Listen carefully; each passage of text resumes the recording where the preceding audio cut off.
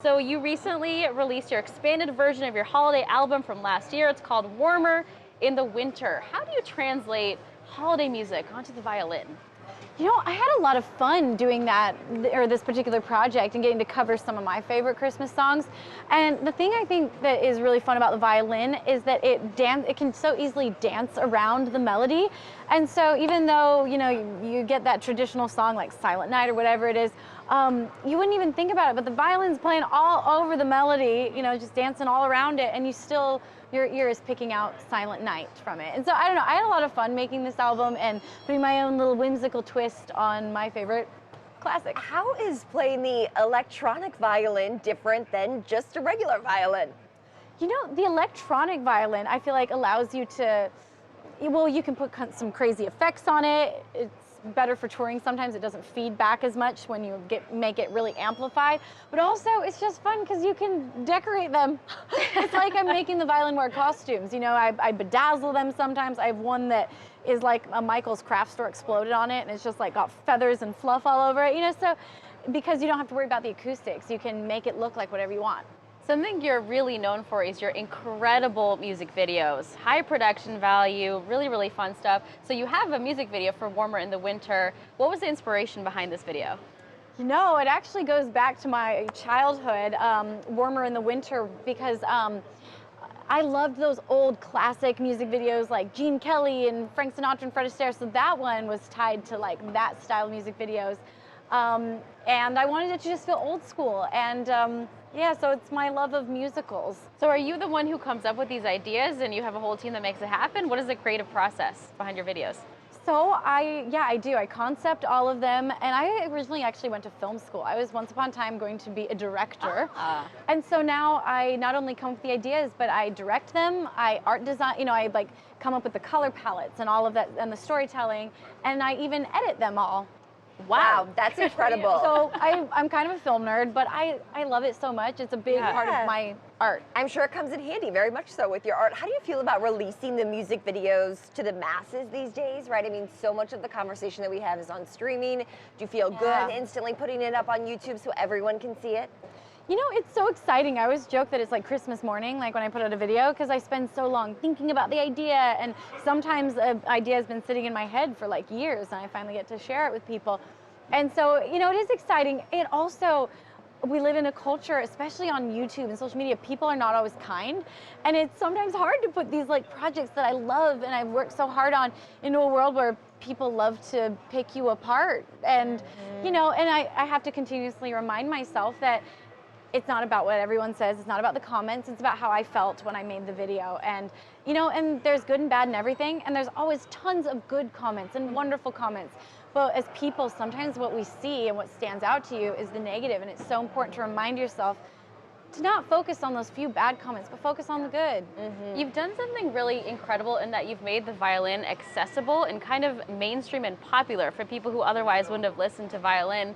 Since you've started playing, how do you think the perception of violinists and the fusion of classical and pop music has sort of changed over the last few years? Well, I do think it's funny that sometimes parents will tell me they can't get their kids to stop dancing while playing the violin, and I have to be like, oh dear kids, you gotta learn the violin first, because I do move a lot, even in my live performances and everything. But I do think it's really exciting that, like, when I was a kid and when I was learning violin, I don't remember there being fun music to play. Were you classically trained? Yeah, I was classically trained from the time I was 6 up until I went to college, and I think classical music is so important. It's the best base you can get, and I still play classical songs to try to keep my skill set up.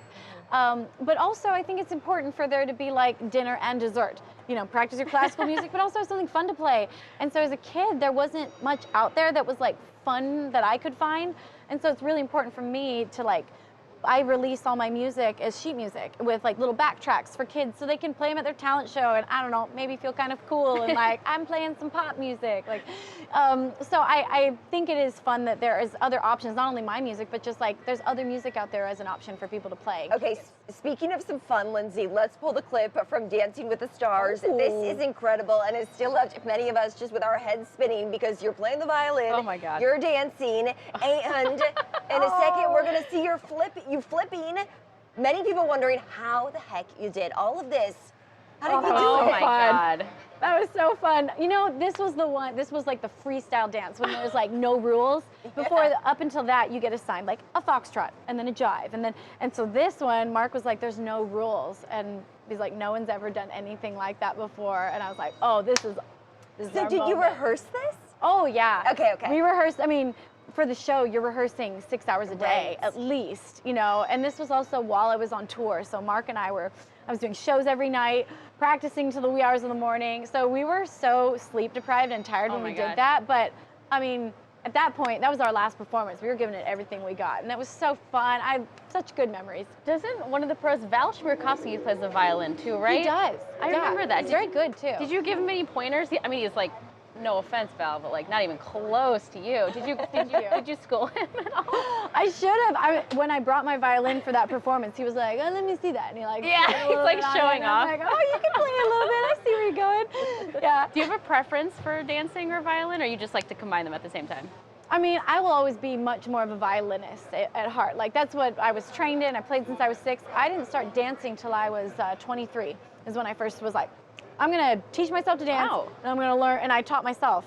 So I will always be a violinist that can dance, not a dancer that plays the violin. If But that you makes look sense. like a professional. Yeah, Good you for really you. do. Oh, thank you. Well, I've worked really hard at it, and it's something I feel like I had been burnt out on violin, and when I started to bring like an extra edge of performance to it, and I was like, rather than quit, I'm gonna figure out how to make this come alive for me again, like it was when I was a teenager and a kid, and I think the dancing brought it to life in a whole new way for me, and so now they're combined. They're one. They're locked together. I They're love one. it. Lindsey Stirling, 2-time Billboard award-winning electronic violinist. Warmer in the Winter Deluxe Edition is out now. Lindsey, thanks so much. Thank you for having me.